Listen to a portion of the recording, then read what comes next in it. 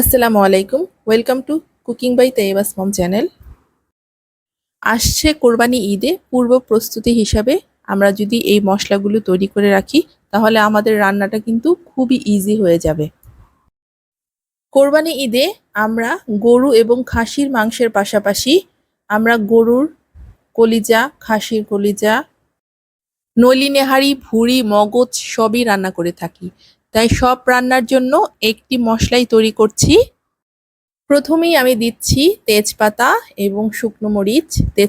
তেজপাতা দিয়েছি 10 থেকে 12টি এবং শুকনো মরিচ দিয়েছি 10 থেকে 15টি। ভালো মতো টেলে নিচ্ছি।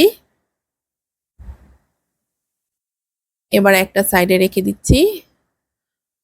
এবার আমি দিচ্ছি সবুজ এলাচ 2 টেবিল চামচ, দারুচিনি দিচ্ছি আমি বড় সাইজের 10 থেকে 12টা, জায়ফল দিচ্ছি বড় একটা সাইজের,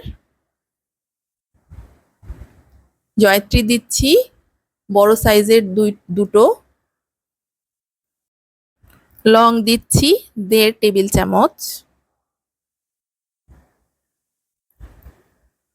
শাহি জিরা দিচ্ছি 2 টেবিল চামচ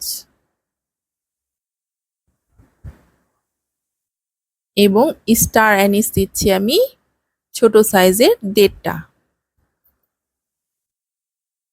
কালো এলাচ দিচ্ছি আমি 2টো।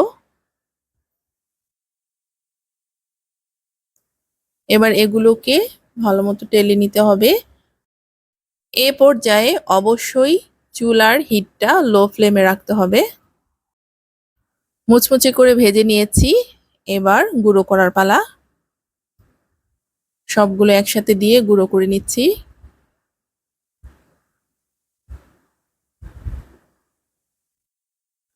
ভালো মতো পাউডার করে নিয়েছি আমি। এবার আমি দিচ্ছি মৌরি গুঁড়ো 2 টেবিল চামচ, ধনিয়া গুঁড়ো 2 টেবিল চামচ এবং ভাজা জিরের গুঁড়ো 2 টেবিল চামচ, কাশ্মীরি লাল মরিচের গুঁড়ো 1 টেবিল চামচ। এগুলো আমার কাছে আগে থেকেই গুঁড়ো করা ছিল, তাই আমি গোটা মশলা ইউজ করিনি। এবার ভালো মতো মিক্সড করে একটি এয়ার টাইট জারে ভরে সংরক্ষণ করতে পারবো 6 মাসের জন্য।